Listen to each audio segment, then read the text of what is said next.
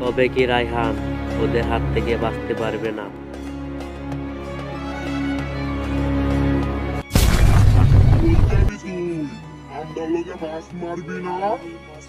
এক অদৃশ্য মায়া তাকে বন্দি করে ফেলে। সেদিন রায়হান তার বাড়ির দিকে যাচ্ছিল, আর হঠাৎ করে রায়হান দেখতে পেল ওই বিল থেকে ফাহিম আর সুজন তারা দুজনেই মাছ মারতেছে। রায়হান ওদের কাছে গিয়ে বলল, কিরে ফাহিম আর সুমন, তোরা এখানে কি করস? তোরা তো এই মাত্র দিকে এলাম, স্কুল ঘরের সামনে বসে ফ্রি ফায়ার খেলতেছস। তো এখানে আবার কখন আসলি? আবার দেখি মাছও মারতেছস।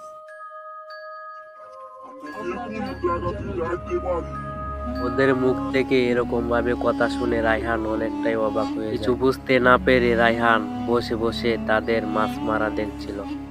আর হঠাৎ করে তারা দুজনেই গভীর জলে উধাও হয়ে গেল। আর ওইদিকে রায়হান বসে বসে এসব দেখছিল।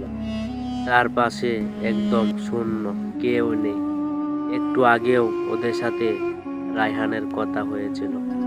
রায়হান ওইখান থেকে উঠে বসে সে অবাক হয়ে যায়। এবার রায়হান সব বুঝতে পারে, কারণ একটু আগে সে ওদের দুজনকে বাড়িতে দেখেছিল। আর এই রাস্তা দিয়ে যখন রায়হান আসছিল তখন ওদেরকে মাছ মারতে দেখা যায়। রায়হান অনেক ভয় পেয়ে এখান থেকে এক দৌড় দিল।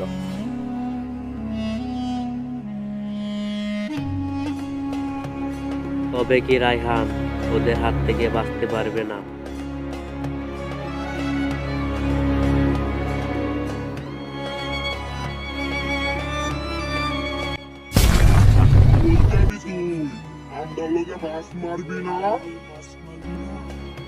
এক অদৃশ্য মায়া তাকে বন্দি করে ফেলে। আর রায়হান এখানেই শেষ।